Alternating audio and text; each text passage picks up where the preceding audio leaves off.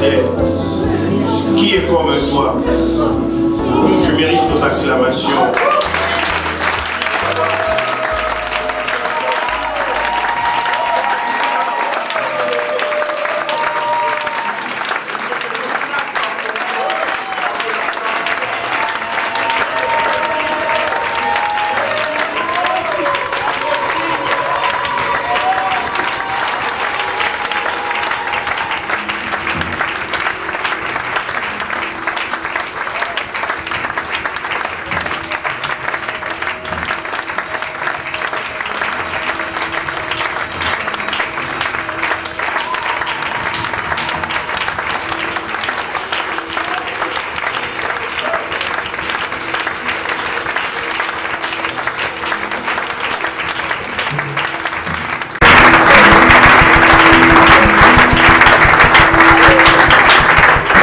Seigneur, c'est pour cela que tu nous as créés.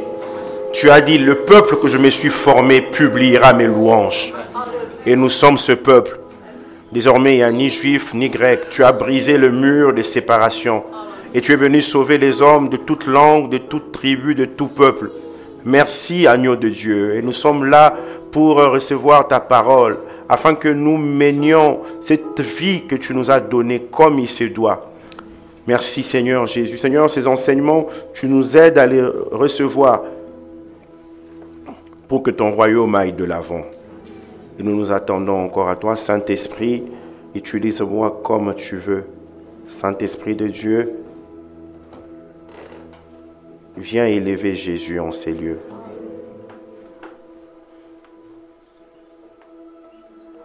Au nom de Jésus. Amen. Amen. On peut reprendre nos places.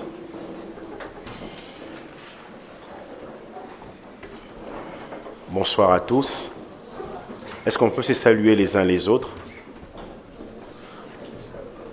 On se salue les uns les autres. Vous saluez aussi votre voisin de ma part.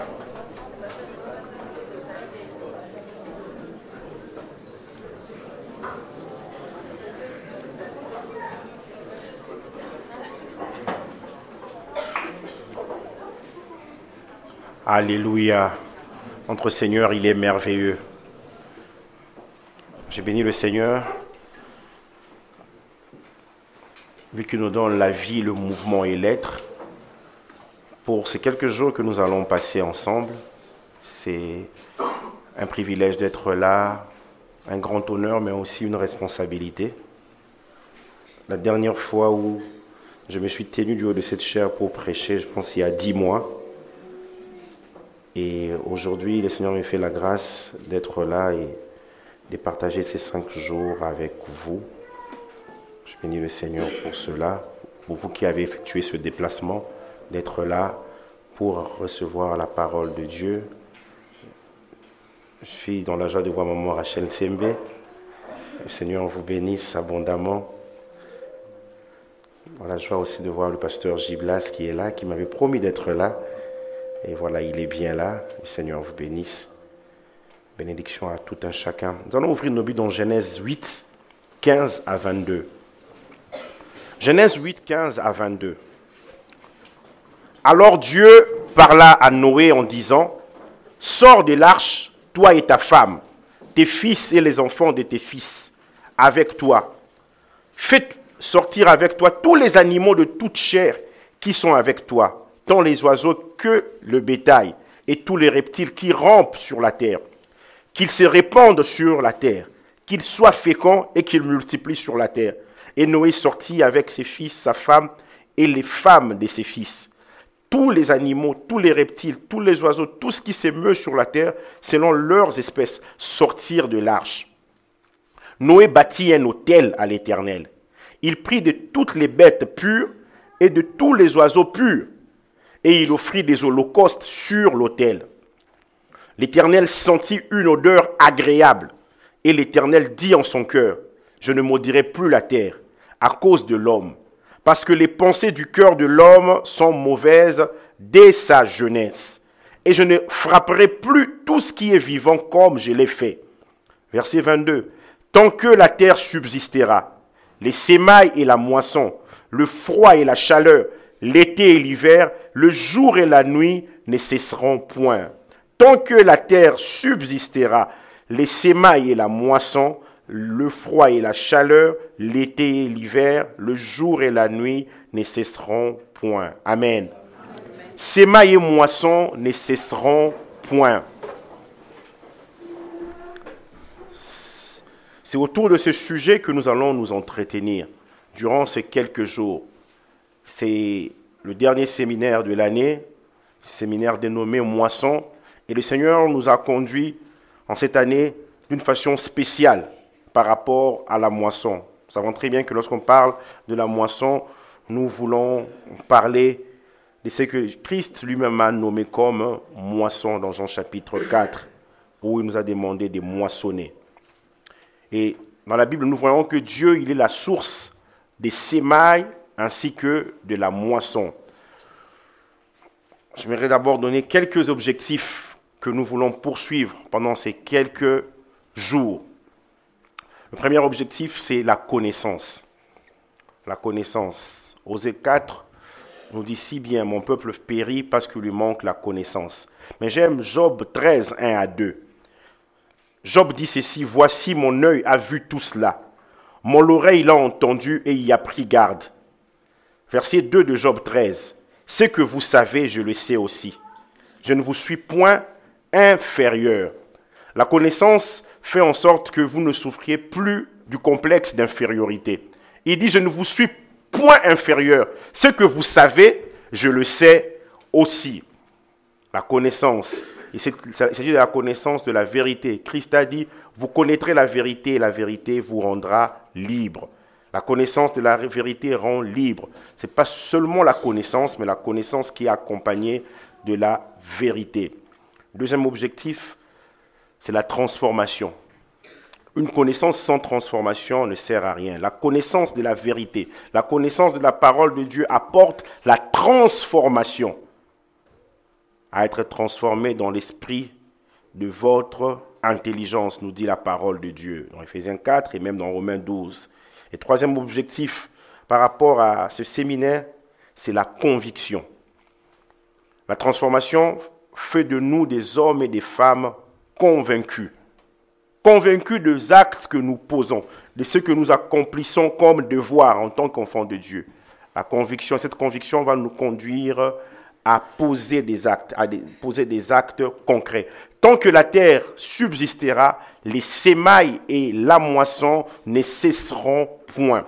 La loi des semailles et de la moisson est l'une des lois universelles de Dieu. La loi des semailles et de la moisson est une loi éternelle.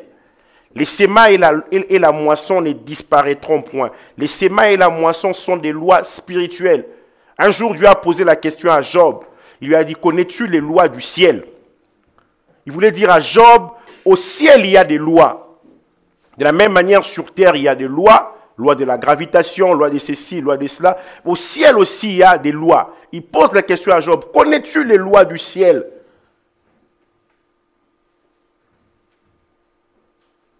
Quand on parle des semailles, il s'agit de l'action de semer, d'ensemencer la terre. La Bible nous dit, semailles et moissons ne cesseront point. La Bible ne dit pas semences et moissons, mais semailles et moissons. Quand on parle de semailles, il s'agit d'une action de semer, d'ensemencer la terre. Et nous parlerons, même bien que le terme soit semailles et moissons, on parlera un peu plus de la semence et nous comprenons déjà que quand on parle des semailles, il s'agit de l'action de semer. Mais nous parlerons plus souvent aussi de la semence. Quelques vérités liées à la loi des semailles et de la moisson. Il y en a plusieurs.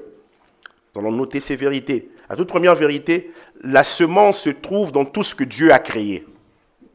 Dans tout ce que Dieu a créé, il y a une semence. Genèse 1, 11 à 12 nous dit, puis il dit que la terre produise de la verdure, de l'herbe portant de la semence, des arbres fruitiers donnant du fruit selon leur espèce, et ayant en eux la semence sur la terre. Il a créé tout avec une semence. S'il n'y avait pas de semence, ce qu'il avait créé en premier allait disparaître. Il serait encore appelé à créer ou à recréer. Il crée tout en même temps avec une semence pour qu'il n'ait plus à recréer. Verset 12, la terre produisit de la verdure, de l'herbe portant de la semence selon son espèce et des arbres donnant du fruit et ayant en eux leur semence selon leur espèce. Dieu vit que cela était bon. En créant de l'herbe et en portant de la semence, il a trouvé que c'était bon. La semence est une bonne chose. Dieu vit que cela était bon. Genèse 1, 29, et Dieu dit, voici, je vous donne toute herbe portant de la semence. Il insiste. Il ne dit pas seulement toute herbe, mais toute herbe portant de la semence et qui est à la surface de toute la terre. Et tout arbre ayant en lui du fruit d'arbre et portant de la semence. Quand on voit un arbre, on doit savoir qu'il y a une semence. Ce sera votre nourriture. Tout ce que Dieu a créé. La semence se trouve dans tout ce que Dieu a créé. Les arbres, les animaux, mais aussi l'homme et la femme, les hommes. L'homme a la semence de la fécondité en lui. Dans Genèse 3, verset 15, c'est une prophétie concernant Jésus. Jésus est présenté comme étant la semence de la femme. Genèse 3, 15, je mettrai une inimitié entre toi et la femme, parlant au serpent, entre ta postérité. Dans les versions françaises, on parle de la postérité, de la postérité, de la postérité. Dans les versions anglaises, on parle de seed, c'est-à-dire la semence. Et ça se rapproche plus de l'hébreu. Postérité, ici, c'est zera, semence. Ta postérité et sa postérité. Il s'agit de la postérité de la femme. Celle-ci t'écrasera la tête et tu lui briseras le talon. Galates 3, verset 16. Christ est présenté comme étant la postérité ou la semence d'Abraham. Galates 3, 16. Or, les promesses ont été faites à Abraham et à sa postérité. Il n'est pas dit et aux postérités, comme s'il s'agissait de plusieurs. Mais en tant qu'il s'agit d'une seule, et à ta postérité, c'est-à-dire à Christ. Nous reviendrons sur cela demain quand nous parlerons d'Abraham. À ta postérité, à ta semence. Christ est la semence d'Abraham.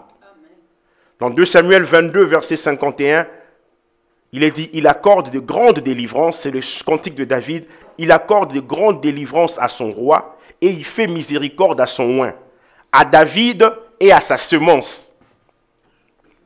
On dit, les versions françaises disent à David et à sa postérité. Postérité ici c'est Zéra. À David et à sa semence pour toujours. De Samuel 22, verset 51.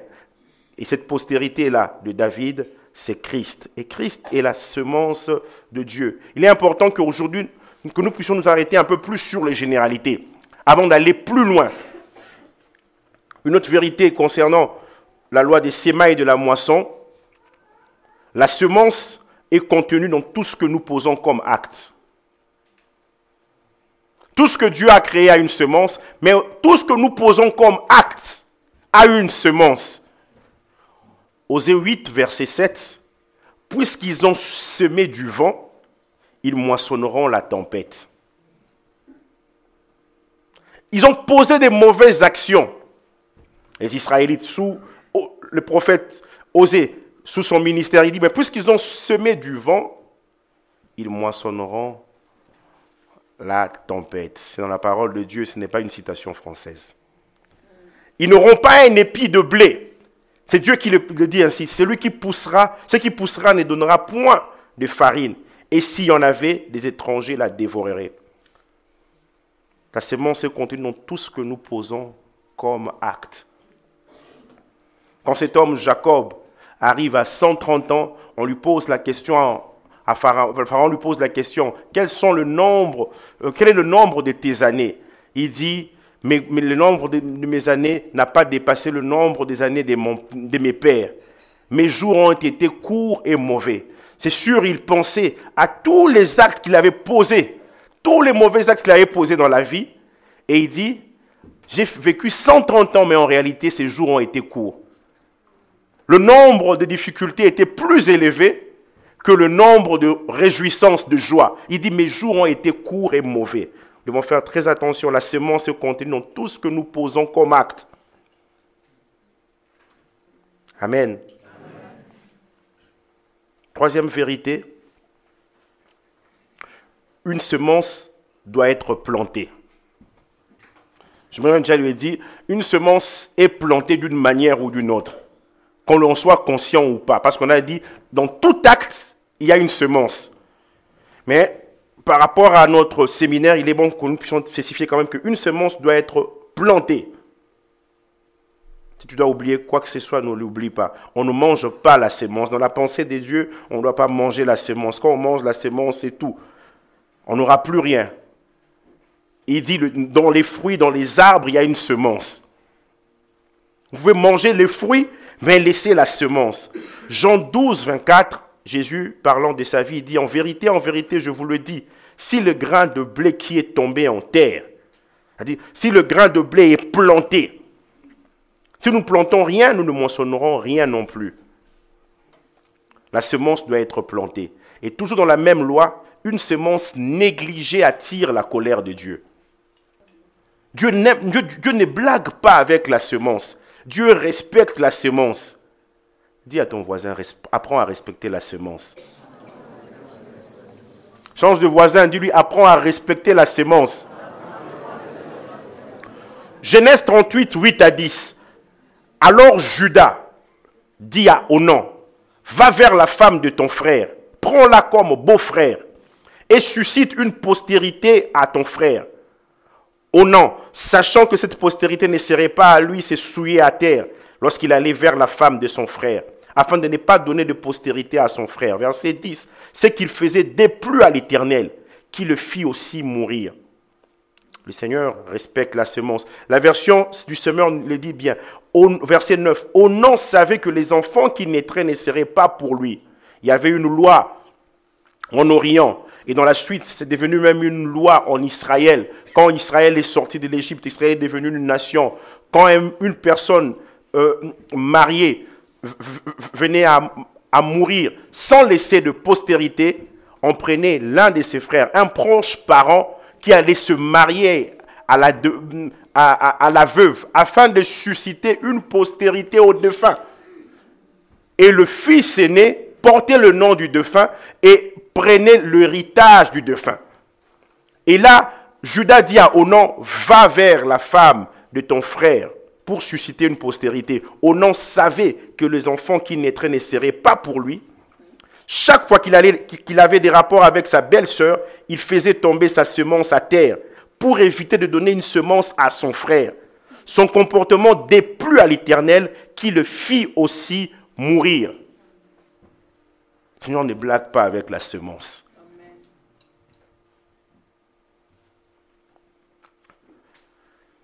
Quatrième vérité, les semences doivent mourir. Toute semence, toute graine doit mourir. Et en revenant à Jean 12, 24, il dit, si le grain de blé qui est tombé en terre ne meurt, il reste seul. Mais si il meurt, il porte beaucoup de fruits. On plante la semence, mais cette semence doit mourir. Et dans la Bible, quand on parle de la mort est une séparation. On se sépare de sa semence. 1 Corinthiens 15, 36. Insensé, ce que tu sèmes ne reprend point vie s'il ne meurt. C'est vrai que nous parlerons plus de nos biens, de nos finances, mais il est important que nous puissions comprendre comment la semence agit. Une séparation. Cinquième loi ou vérité, une semence doit être plantée dans une bonne terre. On reviendra sur la bonne terre. Une semence doit être plantée dans une bonne terre. Matthieu 13, verset 8. S'agissant de la parabole du semeur, Christ dit, une autre partie tomba dans la bonne terre. Elle donna du fruit. Un grain 100, un autre 60, un autre 30. Un grain 100, 60, 30, parce que le grain est tombé dans la bonne terre. Les semences ne poussent pas partout. Et durant cette rencontre, il est bon que tu reconnaisses les bonnes terres. Une autre vérité, les semences doivent être plantées en grande quantité. Demandez aux cultivateurs, aux agriculteurs, ils vous diront. 2 Corinthiens 9, 6. Sachez-le, celui qui sème peu, moissonnera peu. Et celui qui sème abondamment, moissonnera abondamment. 2 Corinthiens 9, le verset 6. 7e vérité. Les semences plantées donnent une moisson de la même espèce. La moisson correspond toujours à l'espèce de la graine semée. À l'espèce de la graine semée. Genèse 1,12 que nous avons lu nous le dit. La terre produisit de la verdure, de l'herbe portant de la semence selon son espèce. Vous ne pouvez pas planter un grain de maïs et espérer moissonner une pomme de terre. Vous pouvez jeûner pendant 3 jours sans manger ni boire comme Esther.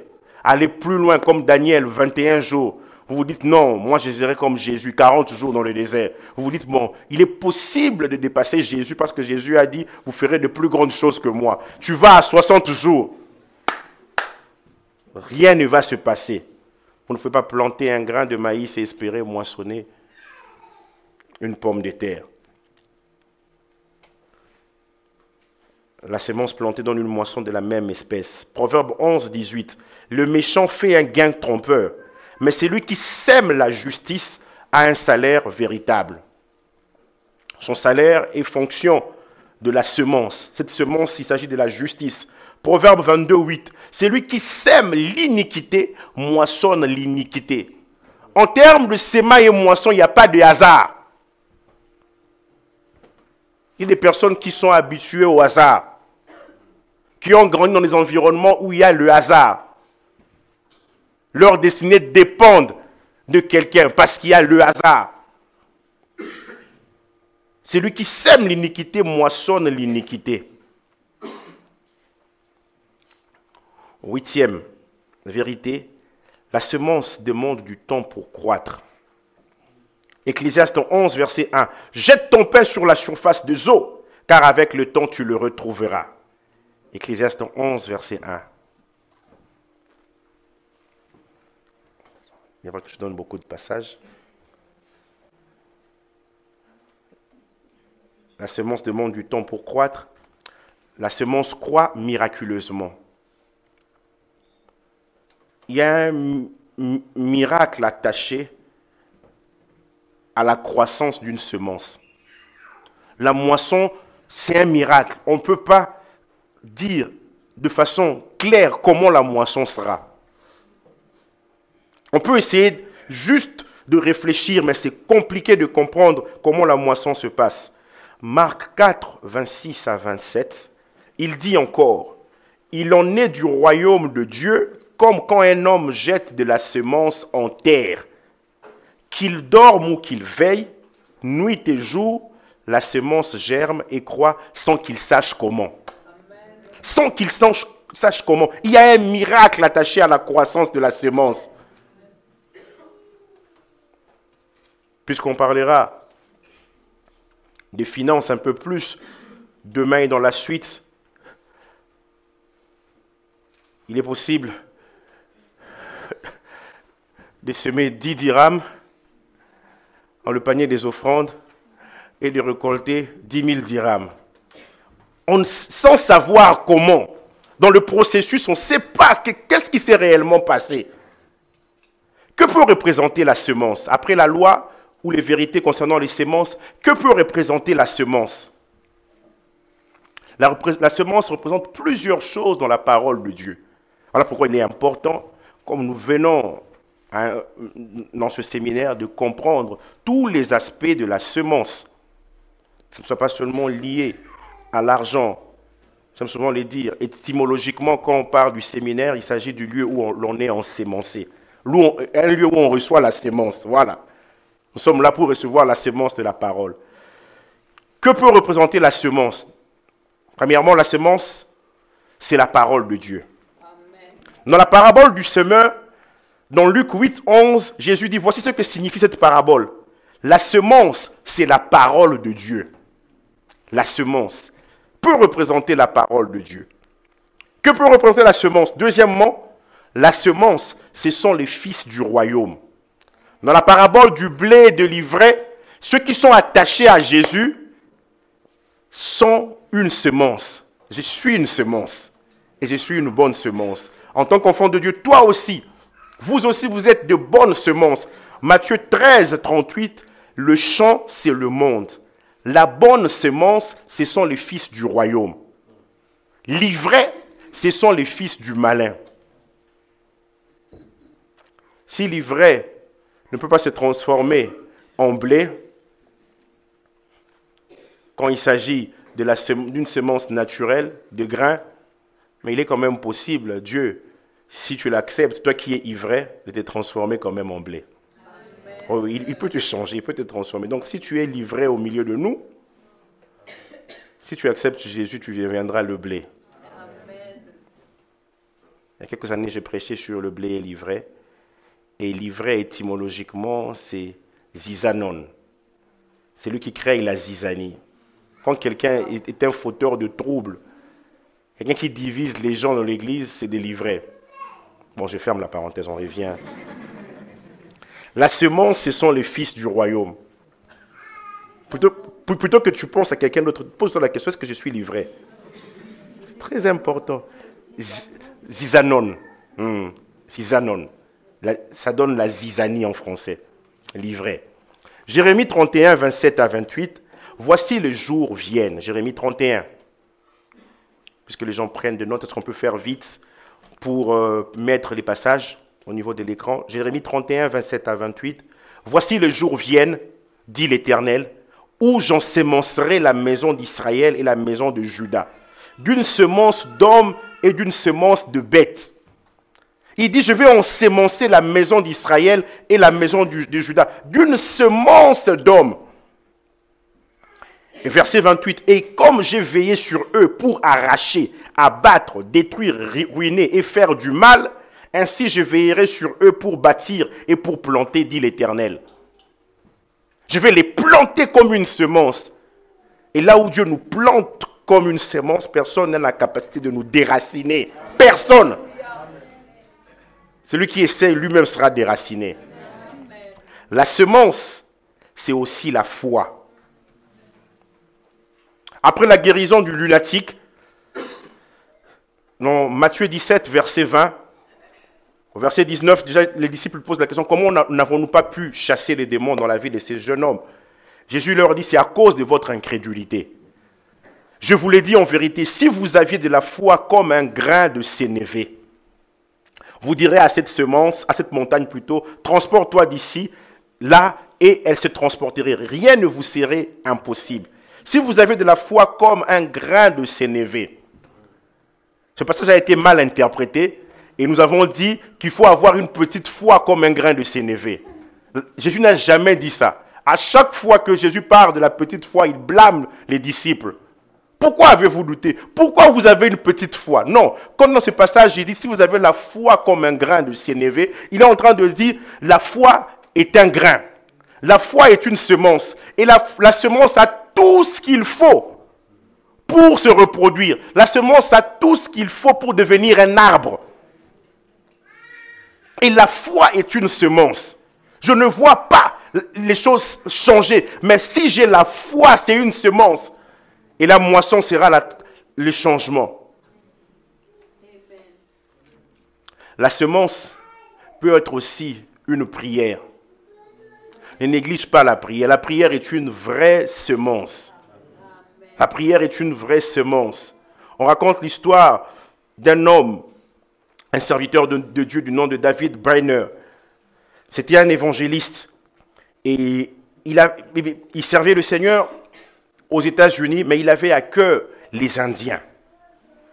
Il a voulu consacrer sa vie pour gagner des âmes auprès des Indiens. Mais voilà, il y avait un obstacle, ils ne connaissaient pas leur langue. Il est allé vers eux, lui il parlait anglais, les autres parlaient d'autres langues.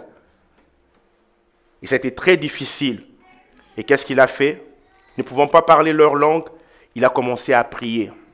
Dans sa biographie, on dit qu'il agonisait dans la prière pour les Indiens. Il priait, Seigneur, touche-les. Je ne sais pas comment les toucher. La langue devient un obstacle. Touche-les, touche-les, touche-les. Et un jour, finalement, il rencontre un Indien d'Amérique qui s'exprimait assez bien en français, en anglais plutôt, et il lui demande d'être son traducteur, d'interpréter ce qu'il voulait faire. Il voulait annoncer l'évangile. Mais voilà que cet homme qui parlait anglais, qui a accepté de traduire, David Brenner se rend compte que ce monsieur-là était ivre. Il était vraiment saoul, il avait tellement bu. Mais lui, il savait que c'était le jour où il devait annoncer l'évangile. Le monsieur-là, il arrivait à peine à tenir debout. Il traduisait et puis il tombait, il titubait, c'était compliqué. Mais David Brenner, il avait la foi, il savait que sa prière avait marché. Il prêchait l'évangile et celui qui traduisait était ivre. Et voilà, après la prédication, des milliers de personnes gagnées à Christ. Il a gagné cette contrée aux États-Unis à Christ. La prière est une semence. Dans l'histoire, on parle de Susanna Wesley, une dame qui a élevé 19 enfants. Aucun n'a été voyou. Tous ont réussi. Nous nous souvenons encore de John Wesley comme étant le père de l'église méthodiste, de Charles Wesley qui a écrit des milliers de cantiques qui sont encore chantés aujourd'hui. Ils sont considérés comme des meilleurs prédicateurs, hommes de Dieu de leur époque. La maman passait son temps à prier pour ses enfants. Prier pour ses enfants. Mère, qu'est-ce que tu fais quand tu vois tes enfants mal se comporter? Tu les insultes? C'est la seule semence que tu leur donnes. La prière est une vraie semence. La prière est une vraie semence. Que peut représenter la semence? La semence peut être la lecture et la méditation de la parole de Dieu. La lecture et la méditation de la parole de Dieu peut être une semence. Et nous devons lire cette parole, nous devons la méditer. Josué 1,8 nous dit, c'est alors que tu auras du succès dans tes entreprises, c'est là alors que tu réussiras. Qu'est-ce que la semence? Que peut représenter la semence? La semence peut représenter peut-être l'évangile que nous présentons. L'évangile que nous présentons aux perdus, c'est une semence. Dans 1 Corinthiens 3, l'apôtre Paul dit, j'ai planté, Apollos a arrosé, et le Seigneur a fait croître. Quand il est arrivé à Corinthe, il a planté l'évangile. Apollos est venu arroser et Dieu a fait croître. La semence dans la vie peut être une formation académique, une formation scolaire, une formation intellectuelle, la formation pour un métier. Et la semence n'a pas toujours l'air de donner des résultats. Dans Daniel, chapitre 1, versets 3 à 5, il est dit, le roi donna l'ordre à Ashpenaz, chef des eunuques, d'amener quelques-uns des enfants d'Israël de race royale ou de famille noble, des jeunes gens sans défaut corporel, de beaux de figure, doués de la sagesse, d'intelligence et d'instruction, capables de servir dans le palais du roi. Nous avons conquis le royaume de Juda, mais voilà, il faut que tu sélectionnes Ashpenaz, les enfants d'Israël de la race royale et de familles nobles, doués de sagesse, d'intelligence et d'instruction, capables de servir dans le palais du roi, qu'ils soient aptes. Et puis il dit, à qui l'on enseignerait les lettres et la langue des Chaldéens. Verset 5, le roi leur assigna pour chaque jour une portion de mets de sa table et du vin dont ils buvaient, voulant les élever pendant 3 années, au bout desquelles ils seraient au service du roi. Le roi ne s'est pas dit, bon, ils sont doués, ils sont capables, voilà, ils vont directement entrer à mon service. Il dit, non, j'ai un objectif. Et il se donne des moyens. La formation que tu fais aujourd'hui, ça peut être une semence. Il dit, au bout de 3 années, ces jeunes gens seraient au service du roi. On pourrait dire un semeur, c'est un visionnaire. La semence peut être l'éducation des enfants. On a parlé tout à l'heure de cette femme qui a élevé 19 enfants, 19 gosses. La semence peut être l'éducation des enfants. Et souvent dans la semence, on n'a pas toujours l'impression, comme je le disais, que ça produira quelque chose. Dans Jérémie 35, 1 à 7, Dieu demande à Jérémie d'aller dans la maison des Récabites pour leur offrir du vin à boire. Jérémie, au verset 3, il part avec Jazania, fils de Jérémie, fils d'Abazinia, ses frères. Et ils vont chez les Récabites. Verset 5, il nous dit, « J'ai mis devant les fils de la maison des Récabites des coupes pleines de vin et des calices. Et je leur dis, buvez du vin. » Jérémie donne, buvez, buvez. Mais ils répondirent, nous ne buvons pas de vin, car Jonadab, fils de Récab, notre père, nous a donné cet ordre. Vous ne boirez pas de vin, ni vous, ni vos fils. Il avait semé en eux de ne pas prendre du vin. Peut-être l'un d'eux, de temps en temps, prenait, le papa était fâché, tu ne dois pas prendre. Le père n'était plus là, mais la semence est restée. La semence est restée. Il arrive des fois, en tant que parent, on demande aux enfants de faire des choses, ils ne veulent pas, mais il faut continuer. Je suis étonné par le fait qu'aujourd'hui, de temps en temps, je pourrais dire même presque tout le monde, en tout cas chaque mois, je manque de personnes avec qui parler ma langue maternelle. Alors que pendant longtemps, on vous disait, il faut parler la langue maternelle. On se disait, je me souviens encore, mes amis venaient me rendre visite. On est là en train de parler en français, on te parle en langue maternelle, tu as envie de disparaître. Mais je ne sais pas comment il m'arrive des fois, je chante dans ma langue maternelle. J'ai envie d'appeler quelqu'un, parler dans ma langue maternelle. C'est une semence.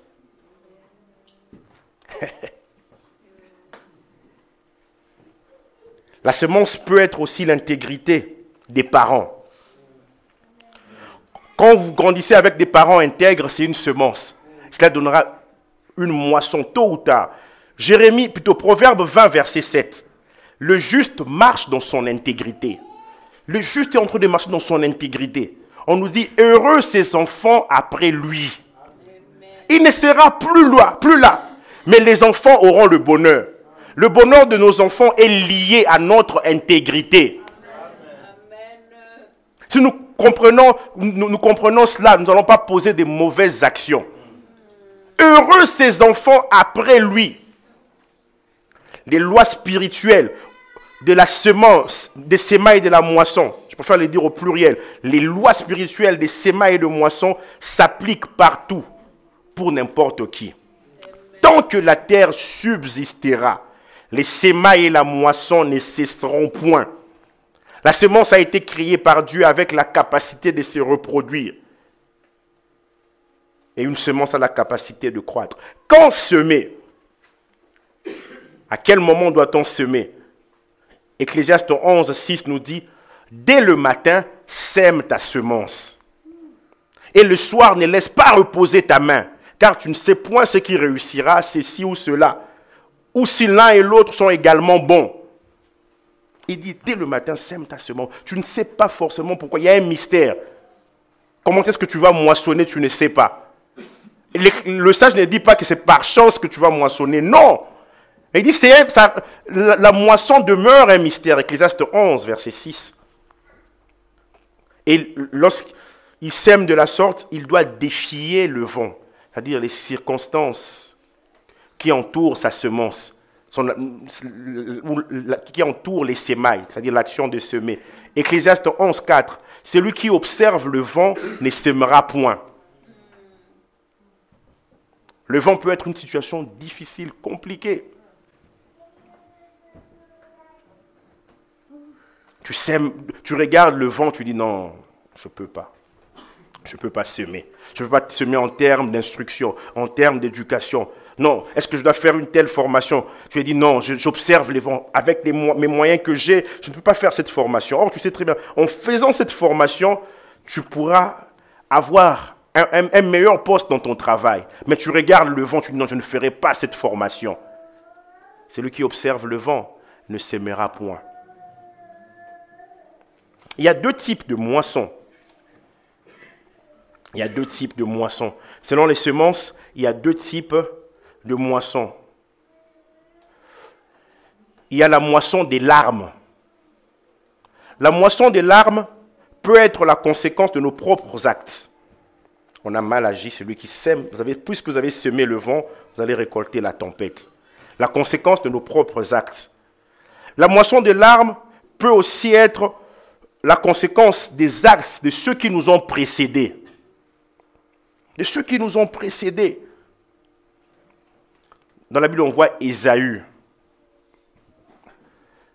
Dans Hébreux 12, versets 15 à 17, au verset 16, l'auteur nous dit qu'il n'y ait point d'impudique ni de profane comme Ésaü. Moi, j'aime lire ce passage en me disant aussi que Ésaü était impudique. Son père a eu une seule femme, et lui, il vient avec 2 femmes, quand vous lisez Ésaü dans Genèse. Donc, verset 16, je lis l'impudicité et le fait d'être profane à Ésaü. Veillez à ce qu'il n'y ait ni impudique ni profane comme Ésaü. Hébreux 12, 15 à 17. Oui. Qui pour un mets vendit son droit d'aînesse.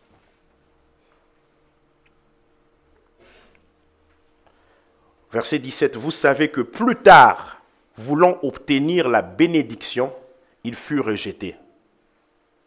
Quoiqu'il la sollicita avec larmes, car son repentir ne put avoir aucun effet. Peut-être en ce jour, Dieu te demande de te repentir. C'est comme s'il y a un temps que Dieu fixe même pour se repentir. Lui, il a semé le fait qu'il vende son droit d'aînesse à cause d'un plat de lentilles. Il avait tellement envie de prendre ce repas, il dit non, c'est pas grave. L'autre dans la transaction, Jacob lui dit, vends-moi ton droit d'aînesse. Il dit, oh, je m'en vais mourir. Mais il est resté plus de 100 ans de vie. Mais il dit, je m'en vais mourir. Que me sert le droit d'aînesse? C'est ça Ésaü. Il ne pense pas à l'avenir. Il pense à aujourd'hui. Tous ses désirs doivent être satisfaits aujourd'hui. Et il va pleurer, on dit, quoi qu'il sollicita avec larmes. Il a demandé à son père, n'y a-t-il pas une autre bénédiction? La moisson des larmes. Soit nos propres actes, ou même de ceux qui nous ont précédés. Dans Jérémie 31, elle nous dit, les parents ont mangé les raisins verts et les dents des enfants ont été agacées. Moisson des larmes. Alors que ce ne sont pas les enfants qui ont semé. Il y a aussi la moisson des champs d'allégresse. La moisson des champs d'allégresse est le résultat des semeurs qui craignent Dieu. La sémence des larmes de celui qui fait la volonté de Dieu produit toujours une moisson avec champ d'allégresse. Vous savez, quand on va semer, quand un cultivateur s'en va pour cultiver la terre, pour retourner la terre, ce n'est pas toujours un travail facile. Ce n'est pas toujours un travail facile, mais un bon cultivateur qui répond à toutes les lois, toutes les normes pour labourer la terre, même s'il sème avec larmes, il va moissonner avec chant d'allégresse. Psaume 126, 5 à 6 nous dit, ceux qui sèment avec larmes moissonneront avec chant d'allégresse. Les larmes s'en vont, désormais, ce sont des chants d'allégresse. Joseph a semé avec larmes en disant non à la femme de Potiphar. Je ne vais pas coucher avec toi. Son refus l'a emmené en prison. Mais un jour, il a chanté. Il a moissonné avec des chants d'allégresse. Ne regardons pas seulement au présent, regardons à la moisson. C'est lui qui marche en pleurant. Quand il porte la semence, revient avec allégresse quand il porte les gerbes. Ça a donné. Ça a donné. Enfin!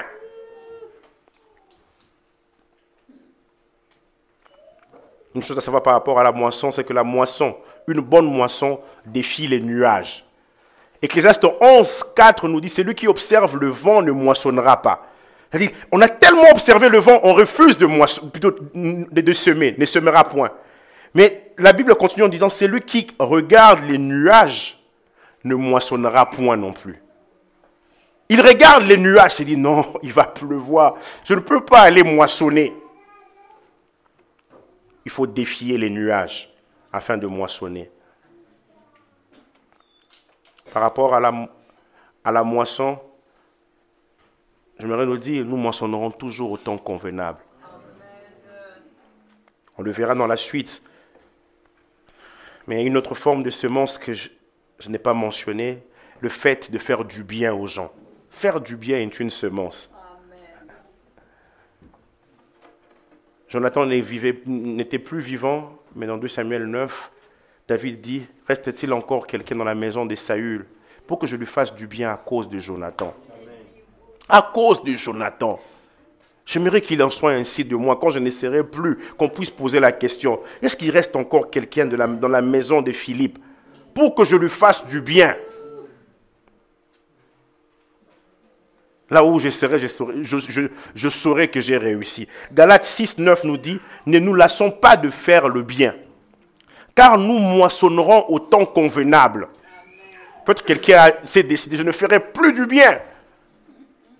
On fait du bien aux gens et les gens ne sont pas reconnaissants. Non, il n'y a pas de problème. Il dit, nous moissonnerons au temps convenable si nous ne nous relâchons pas. Il est possible que tu te relâches alors que tu étais proche de la moisson.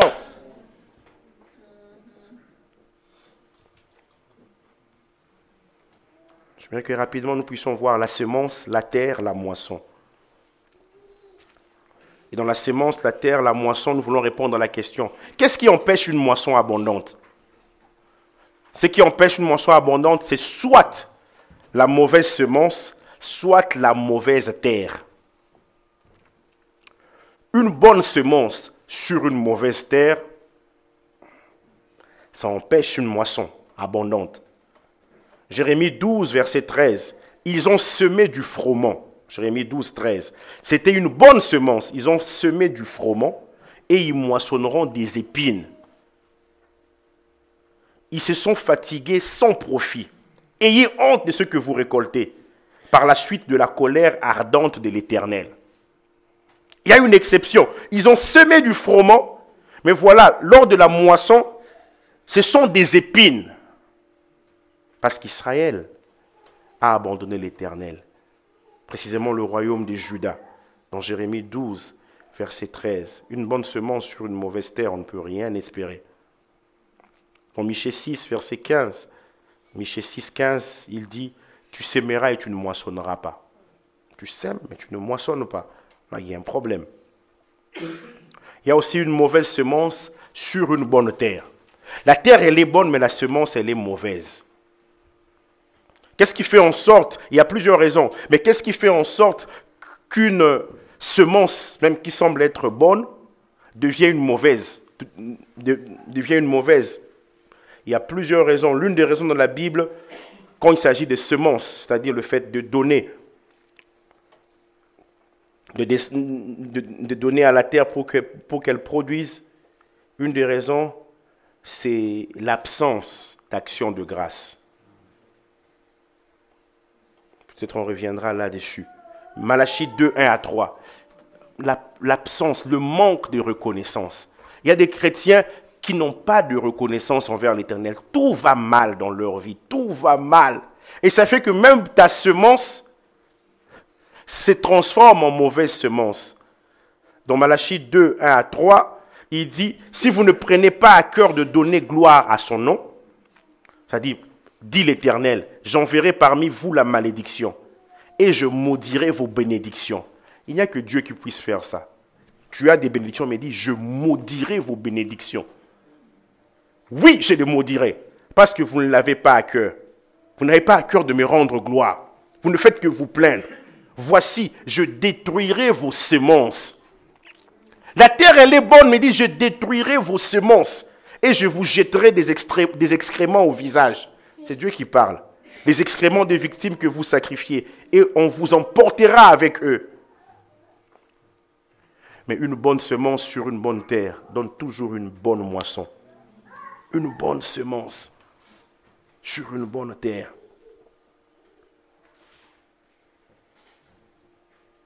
Vous savez, dans la Bible, juste une parenthèse que j'ouvre, Dieu considère une femme, une personne de sexe féminin, comme une terre. Dans Isaïe 62, 3 à 4, il dit, tu seras une couronne éclatante dans la main de l'Éternel, un turban royal dans la main de ton Dieu. Isaïe 62, 3 à 4. On ne te nommera plus délaissé. on ne nommera plus ta terre désolation. Donc tu changes de nom. Tu ne seras plus appelé délaissé ni désolation. Mais on t'appellera mon plaisir est en elle. Et l'on appellera ta terre épouse. La Bible appelle une femme la terre. Ta terre épouse, car l'Éternel met son plaisir en toi. Et ta terre aura un époux. Si tu es une bonne semence, mon frère, associe-toi à une bonne terre. Amen. Amen. Ah. Les sémailles et la moisson liées aux finances. Si nous avons bien compris tout ce qu'il y a autour de la semence, alors je pourrais dire, notre rencontre sémailles et moisson commence. Les sémailles et la moisson liées aux finances. Dieu considère nos biens et nos finances comme une semence. Genèse 8, versets 15 à 22. Après 40 jours et 40 nuits de déluge, le Seigneur décide de faire cesser la pluie. Mais Noé est resté encore longtemps dans l'arche, jusqu'à ce que l'eau sèche. Et finalement, Noé sort de l'arche. On nous dit au verset 20, Noé bâtit un autel à l'Éternel. Il bâtit un autel à l'Éternel. Personne ne lui avait demandé de le faire. C'était un autel de reconnaissance. Se rendant compte que ce Dieu-là, ce qu'il dit dans sa bouche, il l'accomplit par sa main puissante. Il avait dit qu'il allait détruire la terre. Personne n'avait cru en lui. Les gens se sont moqués de lui. Parce qu'avant Noé, il n'y avait pas eu de pluie. La première pluie fut un déluge. Mais voilà, Noé vient. Qu'est-ce que tu fais, Noé? Je suis en train de construire. Parce qu'il y aura la pluie. Noé, il n'y a jamais eu de pluie. Tout le monde se moque de lui. Allez! Jésus même dans Matthieu 24 dit, les hommes se mariaient et mariaient leurs enfants. Oh! Mais le jour où le déluge est arrivé, il ne se doutait de rien. Mais c'est arrivé. Dieu, il sait surprendre. Amen. Il sait surprendre. Et finalement, Noé et toute sa famille entrent dans l'arche. Et quand ils sortent, Noé s'est dit, non, c'est Dieu, là, nous devons le prendre au sérieux. Il dit, qu'est-ce que je peux faire? Je vais bâtir un autel. Il prit de toutes les bêtes pures et de tous les oiseaux purs. Il en offrit des holocaustes sur l'autel. C'est-à-dire des sacrifices entièrement consumés par le feu. Quand Noé est entré dans l'arche, il est entré avec toutes les espèces. Il avait normalement le devoir de faire en sorte que ces espèces-là puissent encore perdurer en sortant de l'arche. Mais en voulant être reconnaissant, il prend ces espèces qui vont disparaître pour toujours. On dit, il prit de toutes les bêtes pures, de tous les oiseaux purs. Il en offrit des holocaustes sur l'autel. Je veux être reconnaissant envers ce Dieu. Je donne. Alléluia. Et on dit, l'Éternel sentit une odeur agréable. Et l'Éternel dit en son cœur, je ne maudirai plus la terre. Au verset 22, il considère l'action de Noé comme une sémaille. Il dit, tant que la terre subsistera, les sémailles et la moisson, le froid et la chaleur, l'été et l'hiver, le jour et la nuit ne cesseront point. C'est dans le cadre d'une offrande présentée à l'Éternel que Dieu fait cette déclaration. Les sémailles et la moisson ne cesseront point. Je vais nous dire, ce que nous donnons à Dieu, puisqu'il s'agit de finances, j'aimerais le dire clairement, l'argent a la puissance de la semence. Dans 2 Corinthiens 9, verset 6, 2 Corinthiens 8 et 2 Corinthiens 9 sont mes passages préférés lorsque je parle de finances. Parce que non seulement c'est dans la Bible, mais c'est aussi dans le Nouveau Testament. Parce que beaucoup nous disent, cette histoire de s'aimer et moissonner, c'est l'Ancien Testament. Or, 2 longs passages, 2 Corinthiens 8, 2 Corinthiens 9 nous parlent de semer. Et 2 Corinthiens 9, 6 nous dit, sachez-le, celui qui sème peu, moissonnera peu. Et le contexte qui est là, il s'agit de finances, de l'argent, des biens. Celui qui sème abondamment, moissonnera abondamment. Semeur nous dit, semence parcimonieuse, maigre récolte. Semence généreuse, moisson abondante. Tout dépend de toi. En réalité, ta moisson n'est que le reflet de ta semence. Que le reflet de ta semence. Galates 6, 7 nous dit, ne vous y trompez pas, on ne se moque pas de Dieu. Ce qu'un homme aura semé, il le moissonnera aussi. Il veut dire quoi? Quand certains sèment de leurs offrandes, dîmes, je ne sais pas, prémices, certains se moquent de Dieu. Pourquoi? Galates 6, 7, quand on voit son contexte, il s'agit de l'argent. Parce que Galates 6, 6 nous dit que celui à qui l'on enseigne la parole fasse part de tous ses biens à celui qui l'enseigne. Et au verset 7, il dit, ne vous y trompez pas, on ne se moque pas de Dieu. Ce qu'un homme aura semé, il le moissonnera aussi. C'est-à-dire, il y a des gens qui sèment en se moquant de Dieu. Une fois Jésus était là, il regardait les gens qui donnaient. Il était en train de regarder. Je le disais vendredi ici, si c'était un pasteur qui regardait, on lui dit, ah, le pasteur là, à chaque fois qu'on donne les offrandes, il regarde. Jésus, il regardait. Mais il s'est rendu compte que tout le monde donnait de son superflu, sauf cette pauvre veuve qui a donné ce qu'elle avait de meilleur. Amen. Cette veuve-là ne s'était point moquée de Dieu. Il faut que tu changes, on ne se moque pas de Dieu. On le verra demain, mais je viens de le dire maintenant, Dieu il est la source de nos provisions. Il est la source de nos finances. Le problème c'est ça, quand on ne réalise pas que Dieu il est la source de ce que nous avons comme finances, comme provision, on se moque de lui en donnant, en semant. Mais quand nous réalisons qu'il est la source de nos finances, on donne. Je me souviens une fois, j'avais eu une forte somme d'argent, je ne m'attendais même pas à ça. Et Dieu me demande de semer. Je me suis dit quand même, j'ai commencé à discuter. Bon, j'ai dit à mon épouse, voilà, voici cette belle somme, j'avais déjà des projections. Dieu me demande de semer. Et puis il m'a dit, mais quand tu étais allé au travail ce matin, est-ce que tu espérais recevoir cela? J'ai dit non. Mais maintenant, comme tu n'avais même pas prévu recevoir cette somme, pourquoi tu ne sèmerais pas? Quand on sait que Dieu est la source, on relâche. Mais quand on pense que c'est notre employeur, c'est l'État, c'est la nation, c'est le ministère où ton père travaille qui est la source, on ne peut pas relâcher facilement. Peu de personnes font confiance à Dieu lorsqu'il s'agit des finances. Le père de la foi que nous verrons demain, Abraham, on nous montre qu'Abraham, sa foi obéissait. Toi, ta foi n'obéit pas. Ta foi discute. Laisse tel projet, laisse telle chose. Ça ne vient pas de Dieu. Je ne parle même pas de finances. Globalement, tu commences à discuter. Mais Seigneur, tu sais, vous savez, souvent on discute. Hein. Moi, j'étais là, j'ai passé mon temps à discuter.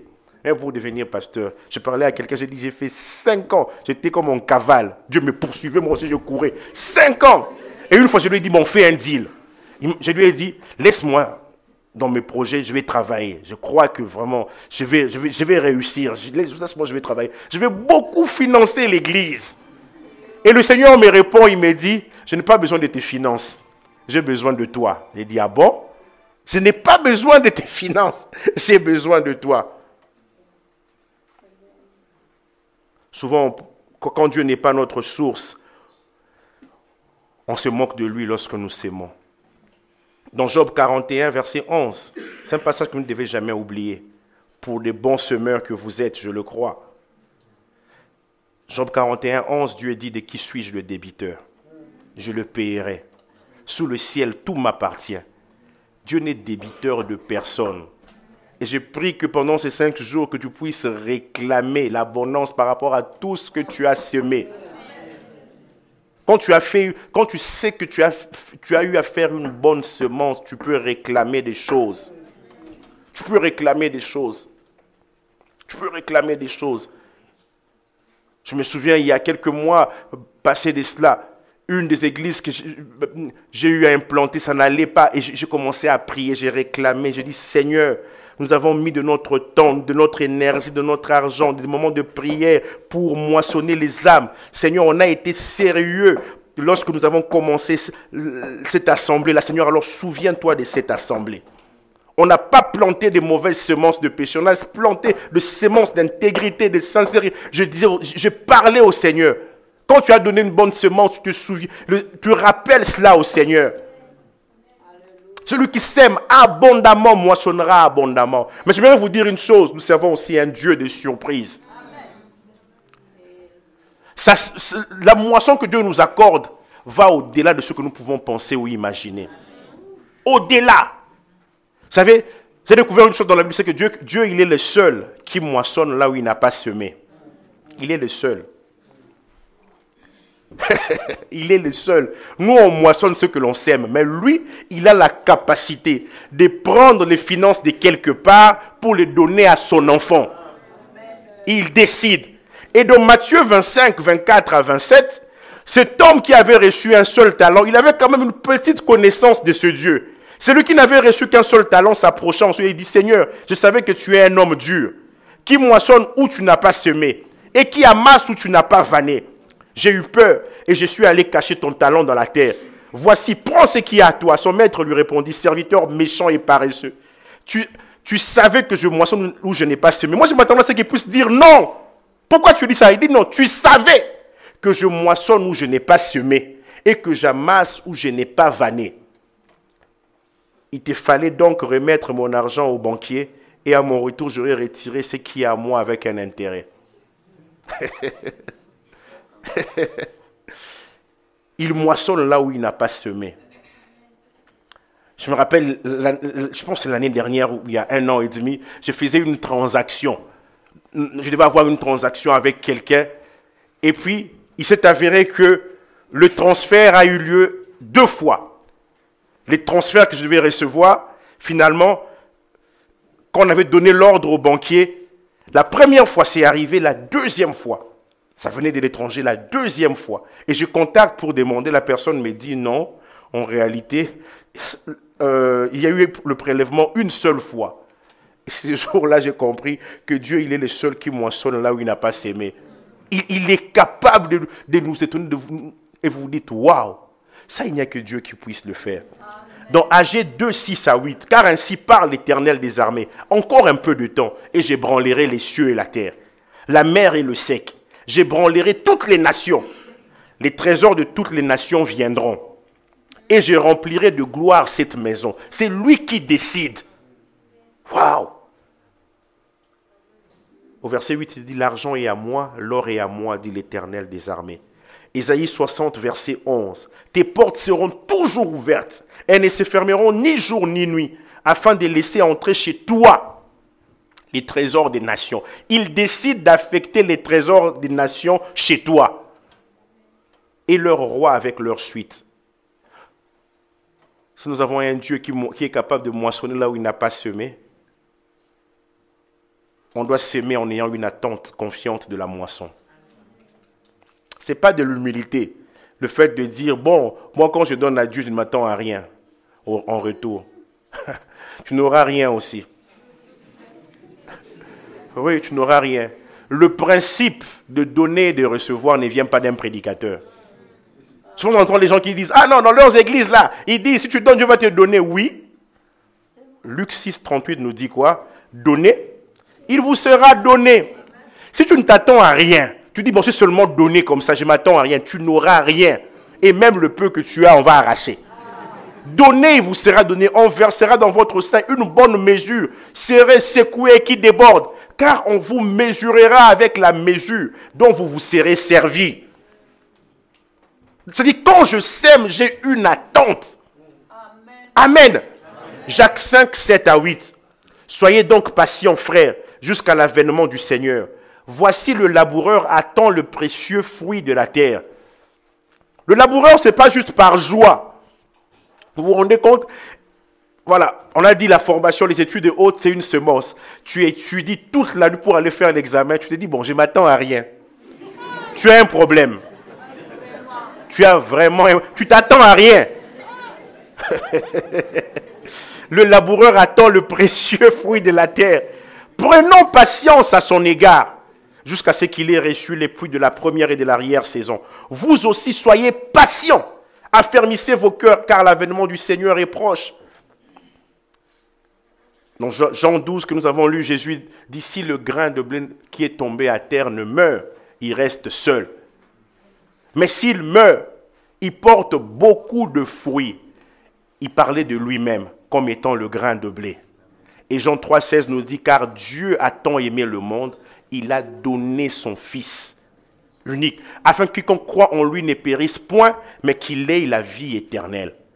Le Seigneur s'attendait en donnant Jésus, Dieu le Père s'attendait en donnant Jésus, qu'il puisse avoir une foule immense de rachetés. Ce n'était pas par hasard. Il croit à la loi de Séma et de la moisson. Il dit, je sème mon fils et je récolterai. Et dans Isaïe 8, 18, l'un de mes passages préférés, Isaïe 8, 18, il dit, voici, moi et les enfants que l'Éternel m'a donnés. Nous sommes des signes, des présages en Israël, de la part de l'Éternel des armées qui habite sur la montagne de Sion. J'étais seul lorsque je suis allé accomplir la mission jusqu'à la croix. Personne n'a aidé Jésus pour qu'il soit crucifié.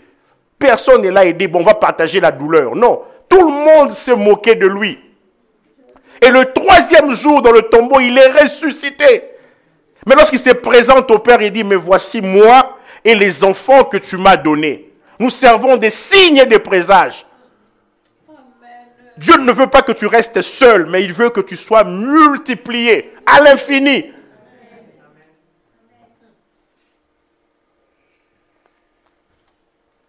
Quelques facteurs favorisant la croissance. Quelques facteurs favorisant la croissance ou la moisson. L'un des facteurs, c'est le défrichage. Osée 10, verset 12 nous dit, « Défrichez-vous un champ nouveau. » Peut-être tu sèmes, mais le champ dans lequel tu es en train de semer doit être défriché. Défrichez-vous un champ nouveau. Le défrichage, c'est l'action de défricher un terrain, opération par laquelle on met en culture un terrain en friche. On veut rendre propre un terrain. En termes simples, c'est ça. On veut détruire la végétation spontanée. Vous qui êtes habitués au hasard, même par rapport... Ah, ça m'a surpris, hein. Vous savez, il y a quelques années de cela, un vendredi, on avait demandé à ce qu'on puisse donner au Seigneur. C'était une parole du Seigneur, on devait donner vraiment prophétiquement. Ça fait plus de 6-7 ans de cela. Et les gens ont donné, c'était spécial, c'était inattendu. Et certaines personnes sont venues témoigner. Je me rappelle d'une sœur qui est venue me voir et dit, mais c'est pas possible. Pasteur, j'ai donné 20 dirhams. Et quand vous les avez proclamé là, dans la suite, j'ai eu 200 dirhams. Mais pasteur, je regrette. Ce jour-là, j'ai eu un combat dans mon cœur. Je voulais donner 100 dirhams. Je n'avais pas donné. J'ai dit, mais c'était la grâce du moment. Qu'est-ce que moi je peux faire? Tu as eu la multiplication en fonction de ce que tu as donné. La personne dit, j'aurais pu donner 100 dirhams. Vous voyez, vous êtes toujours en train de calculer. Au lieu d'obéir, vous calculez. Vraiment que Dieu nous aide. Plus de végétation spontanée. Deuxième facteur qui va favoriser la croissance, le labour. Labourer. Le labour, c'est l'action de retourner et d'ameublir la terre. Après avoir défriché, Dieu nous appelle à cela, défrichez-vous un champ nouveau. Et ce qui est étonnant, c'est qu'il demande dans Osée 10, 12, il le demande aussi dans Jérémie 4, 3. C'est sérieux. Il dit, défrichez-vous un champ nouveau et ne s'aimez pas parmi les épines. Il faut qu'il y ait des choses dans votre cœur qui soient détruites. Le labour, maintenant, tu vas labourer, l'action de retourner et d'ameublir la terre. Ouvrir et retourner la terre. Et cela, il s'agit de ta propre vie. Ésaïe 28, verset 24. C'est lui qui laboure pour semer. Laboure-t-il toujours? Il y a un temps pour labourer. Ouvre-t-il et brise-t-il toujours son terrain? N'est-ce pas après en avoir aplani la surface? Les agriculteurs, je pense qu'ils comprennent bien la Bible. Hein? Qu'ils répandent de l'agnelle et sèment du cumin. On dit, il parle de labourer. Et écoutez ce qui est dit, le verset 29, il parle de beaucoup de choses. On nous dit, cela aussi vient de l'Éternel des armées. Admirable est son conseil, grande est sa sagesse.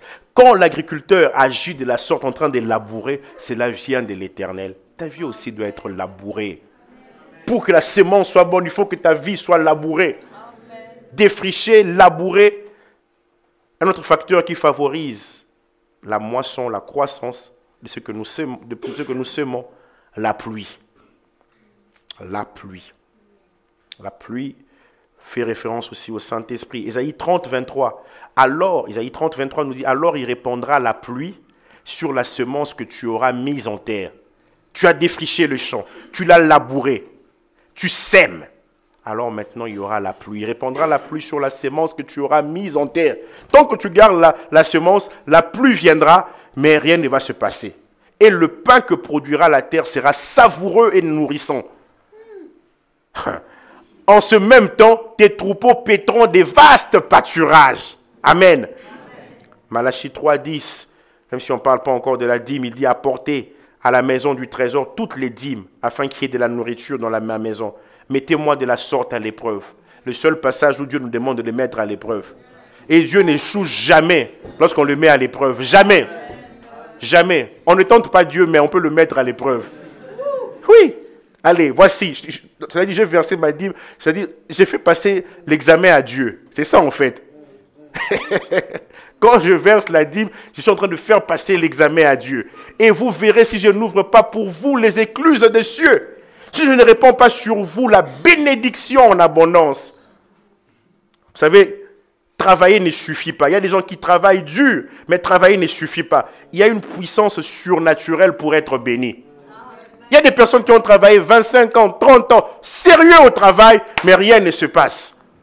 Il faut une pluie. Dans Nombre 24, 7, c'est Balaam même qui prophétise sur Israël. Il dit, l'eau coule de ses seaux et sa semence est fécondée par d'abondantes eaux, le Saint-Esprit. Son roi s'élève au-dessus d'Agag. Quand il parle du roi ici, il s'agit de Dieu lui-même.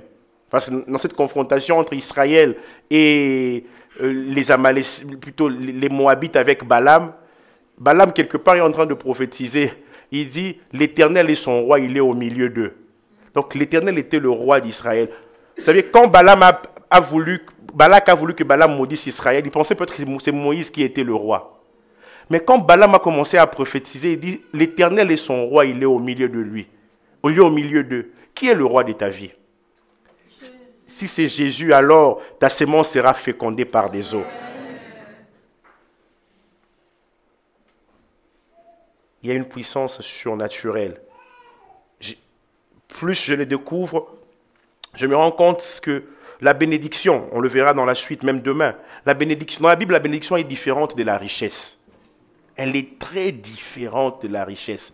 Ce passage que nous connaissons, vous savez, quand à l'église on parle de la bénédiction, on voit directement l'argent. Je ne sais pas ça vient d'où cette conception.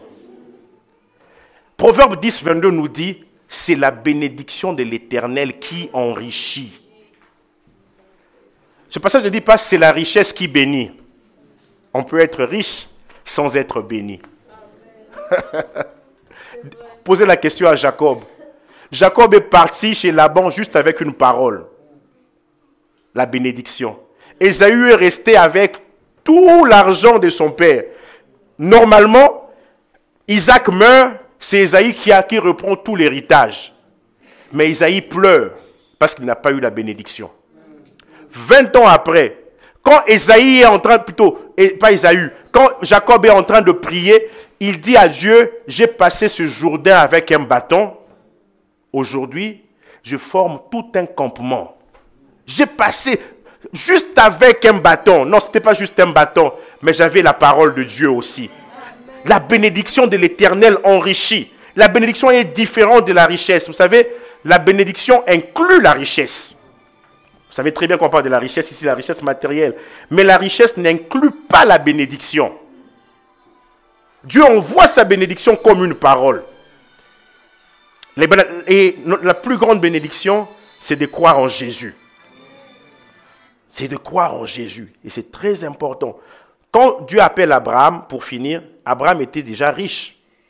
N'est-ce pas? La première parole que Dieu adresse à Abraham dans Genèse 12, 1 à 3, il s'agit de la bénédiction. Je te bénirai. Je bénirai ceux qui te béniront. Je maudirai ceux qui te maudiront.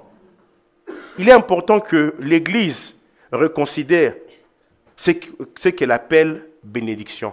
Il est important que les chrétiens reconsidèrent cela. Parce que tu peux être riche, à tout moment tes enfants sont malades. Ce n'est pas une bénédiction. Vous voyez, il est important que vous compreniez cela. Voilà pourquoi nous avons besoin de la pluie. La pluie qui vient et qui nous arrose. La pluie qui vient et qui nous arrose. Nous allons prier, nous allons nous arrêter là. Il y a plusieurs autres points. Nous allons nous arrêter là aujourd'hui. Nous allons nous arrêter là aujourd'hui et réaliser encore la procédure de Dieu concernant les semailles et la moisson. Que nous réalisions cela dans nos vies.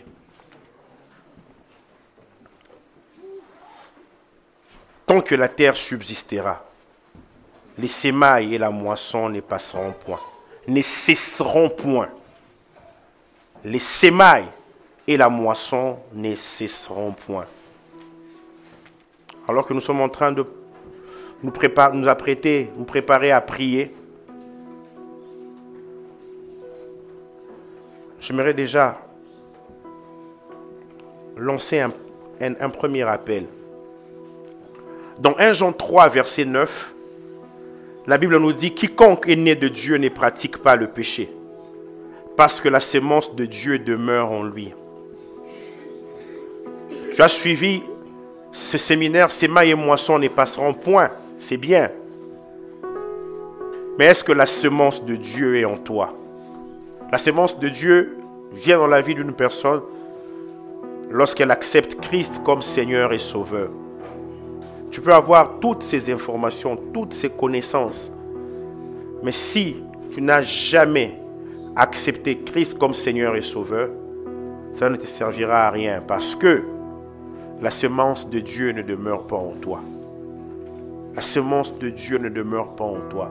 Si tu veux accepter Christ en ce jour, du 11 novembre,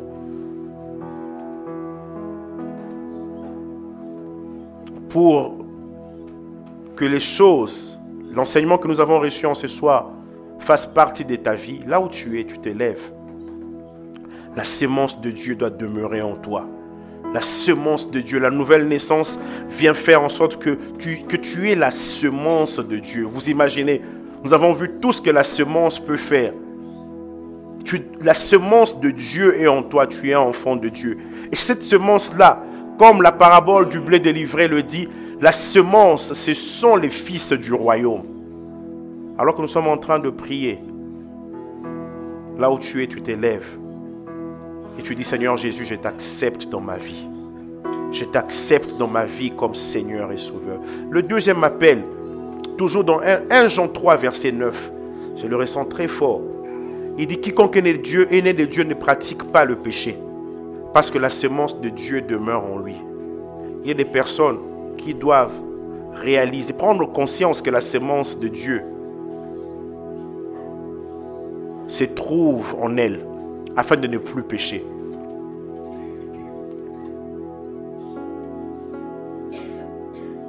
Tu pêches, tu te relèves, tu pêches, tu te relèves alors que tu as accepté Jésus. Mais je viens te rappeler aujourd'hui, je viens te demander de prendre conscience que tu ne peux plus pratiquer le péché. Parce que tu as reçu une semence. Tu as reçu une semence. Je le sens très fortement. Quelqu'un peut se dire, mais ce n'est pas l'objet du séminaire, mais je le sens fortement. Il est important que nous puissions recevoir d'un côté la semence de Dieu, de l'autre côté réaliser que la semence de Dieu est en nous. Alors si tu réponds à l'un de ces appels, là où tu es, lève-toi. De temps en temps, tu pratiques le péché, mais tu réalises aujourd'hui que la semence de Dieu est en toi. Tu refuses. Il y a des choses que tu dois refuser. Juste en prenant conscience.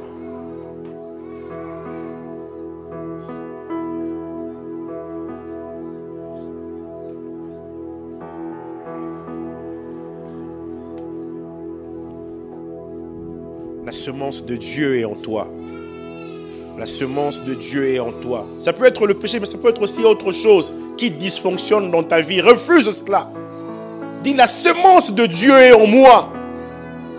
La semence de Dieu est en moi.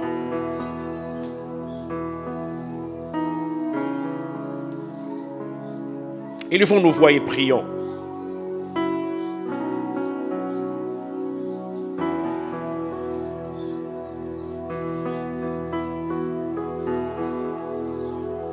Seigneur, tu vois ces personnes qui se lèvent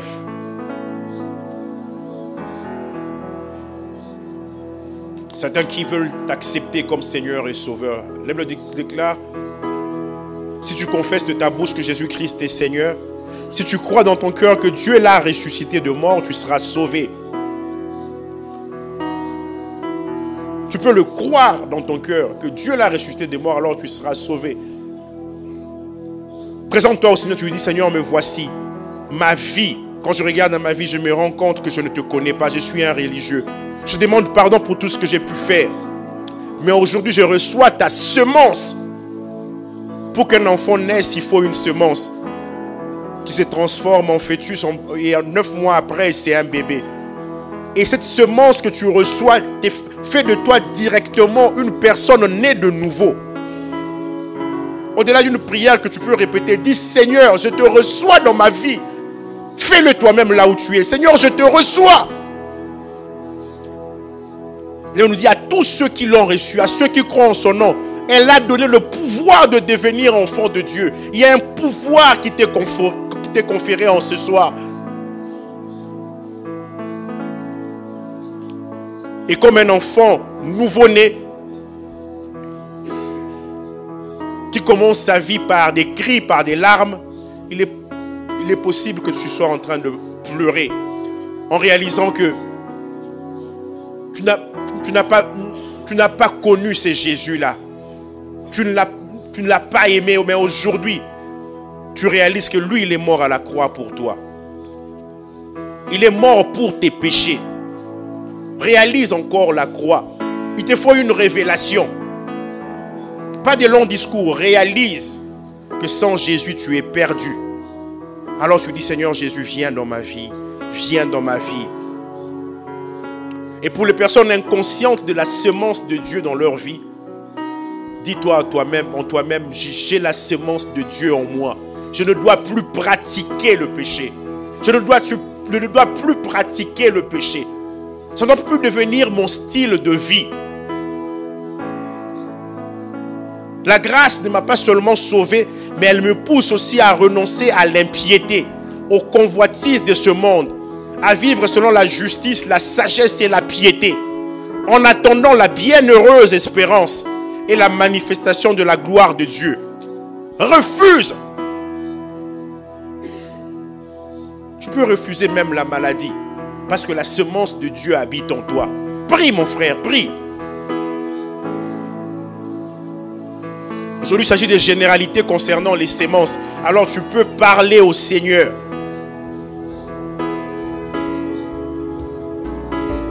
Nous mettons ces 5 jours à part pour prier. N'attends pas